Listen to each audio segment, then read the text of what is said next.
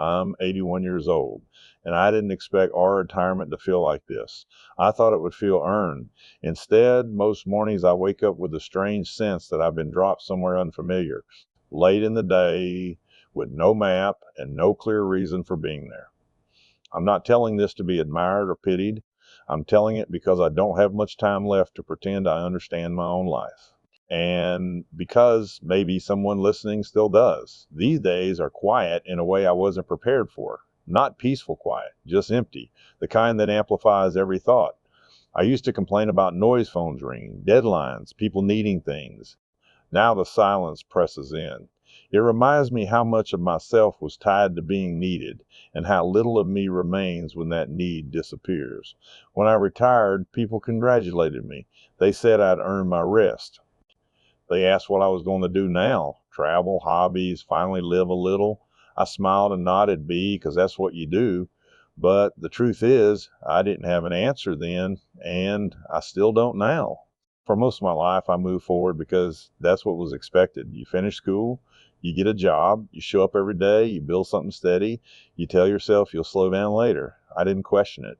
None of us really did. It wasn't foolish, it was practical, responsible. In my 20s, I took the first job that offered stability. It wasn't glamorous, but it paid the bills. I remember thinking, this is temporary. I'll figure out what I really want later. Later always felt close enough to touch, but far enough away to ignore. I got married young. We were good people, both trying. We talked about the future in vague, hopeful terms. A house, kids, security. We didn't talk much about who we were becoming. We were busy surviving the present. My days filled up quickly. Work in the morning, work in the evening, work on weekends. There were promotions, small raises, little signs that I was doing things right. Each one felt like confirmation that this path made sense. I didn't stop to ask where it led. When the kids came along, I told myself I was working for them. And I was, in a way. They never went hungry. They had clothes, school supplies, a roof that didn't leak. But I missed more than I like to admit. School plays I arrived late to. Conversations cut short because I was tired. Promises to spend time together that kept getting pushed to next weekend. It never felt like neglect in the moment. It felt like sacrifice. That's the dangerous part. Sacrifice sounds noble. It lets you believe the cost will be repaid someday. I remember sitting at the kitchen table late at night, paperwork spread out, my wife already asleep. I'd hear the house settling, the quiet hum of appliances. I told myself this was just a season, that once things stabilized, I'd be more present. I said that for decades.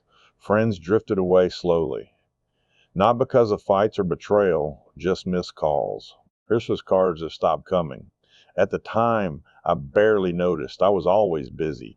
There was always something more urgent. I thought success would feel heavier when it arrived, like something solid I could hold. Instead, it came in pieces so small I barely felt them. A title change, a slightly bigger office, a watch for 20 years of service. One of it changed how tired I felt. I assumed fulfillment would show up on its own once I reached some invisible threshold. I didn't realize that fulfillment isn't automatic. It doesn't follow productivity. It requires attention. And attention was the one thing I kept postponing. The damage didn't happen all at once. That's important to say. There was no single wrong turn, just thousands of small decisions that made sense individually. Stay late tonight. Skip this call. We'll talk about that later. Later became my favorite word. My marriage didn't end in shouting. It ended in quiet resignation. Two people who meant well but stopped really seeing each other. By the time we noticed, we didn't know how to fix it. We were both exhausted. And exhaustion has a way of making everything feel permanent. The kids grew up. They moved out. They built lives of their own. I'm proud of them, truly. But when they call now, there's a distance I can't quite bridge. We're polite, loving even, but we're not close in the way I once imagined we would be.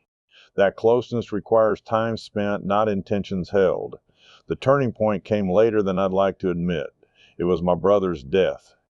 He was younger than me, sudden, a phone call in the middle of the afternoon. I remember sitting there afterwards, staring at the wall, thinking about how much we meant to catch up. We always said we would. We never did. At the funeral, people shared stories I'd never heard. Parts of his life I hadn't been present for. It wasn't jealousy I felt. It was regret, finally clear and unmistakable. Out loud, just heavy.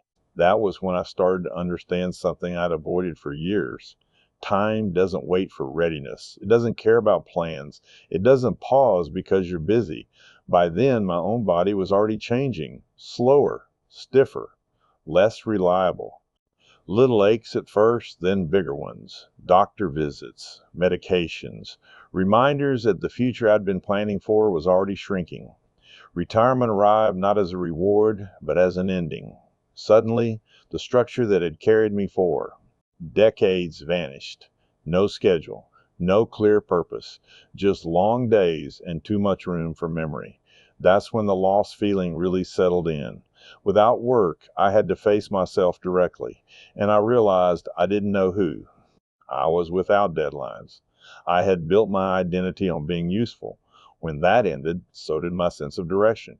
There are things now that can't be fixed, conversations that will never happen, apologies that are too late, versions of myself I can't return to.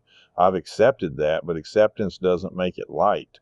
I can't go back and sit on the floor with my kids while they played.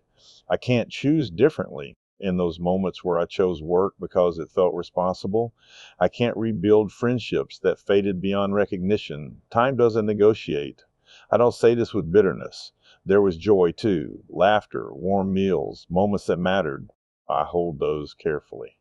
But they don't erase the cost of delay. If you're listening to this and you're younger, I won't tell you what to do.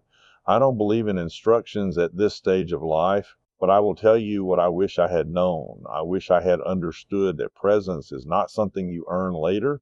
It's something you choose now, again and again, often when it's inconvenient.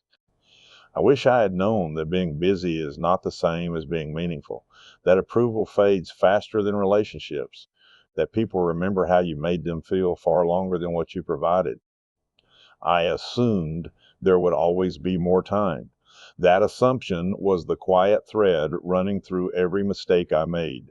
If this meant something to you, if it stirred anything you weren't expecting, you don't have to do anything dramatic with it.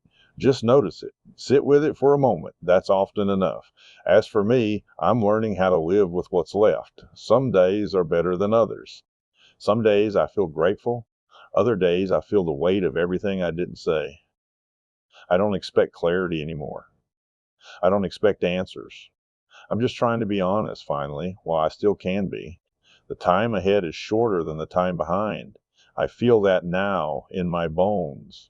And all I really want is to spend what remains paying attention, even if it's late, even if it's quiet,